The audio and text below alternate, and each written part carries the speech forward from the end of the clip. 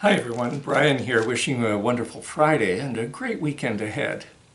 We're coming to the end of March and like that month, it's been interesting and rough. We've had some glorious days that promise spring and some others that have been deadly cold, nasty, and wet and chilly and just miserable to get through. That's the way it always is, I think, in Chicago as we get ready to celebrate Easter.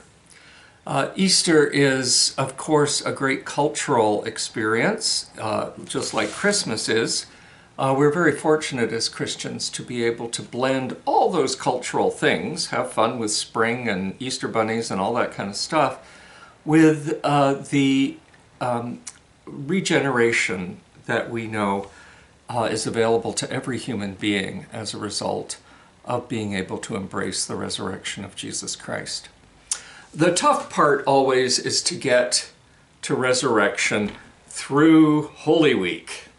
And our church, like other sacramental churches around the world, do have a whole Holy Week celebration.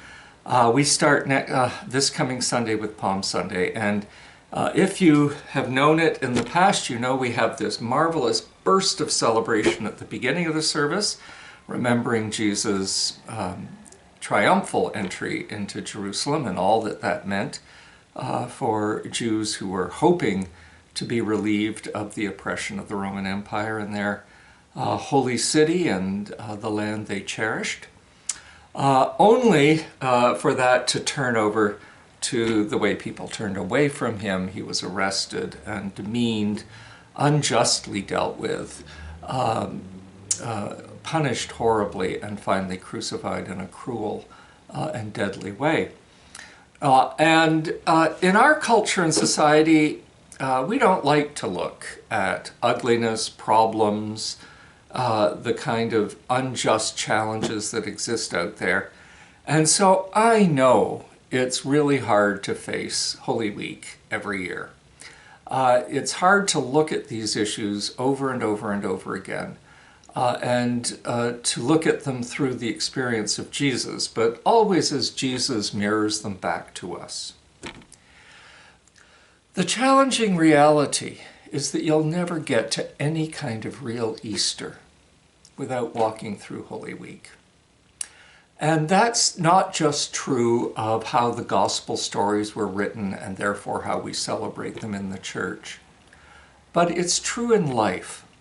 The truly regenerated, the truly hopeful, the true ways in which we get to dance with life comes because we have also been with the truly devastating, the truly sad, and been at least aware of the things that bring us up short in life and keep us from that dance.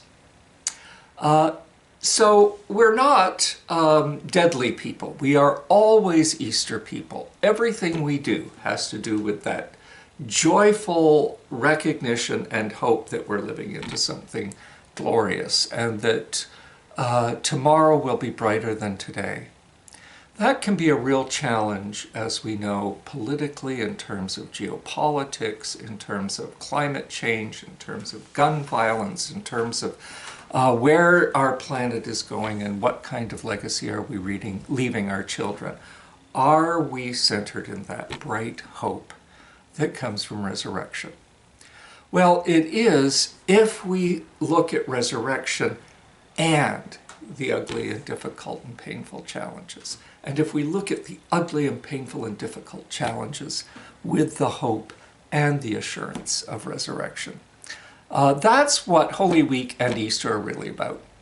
So we are going to be filming and making live feeds available for not only the Sundays of Palm Sunday and then Easter Sunday, but Maundy, Thursday, Good Friday, and the Vigil on Saturday. So as much as we love to see people here in the church celebrating all of this, and I hope we'll just see tons of people back to celebrate Easter next Sunday, as we did last Easter.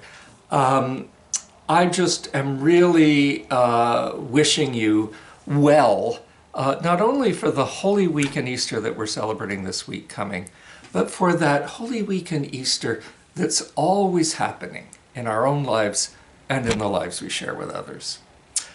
May this be a very blessed time for all of you. Thanks for listening.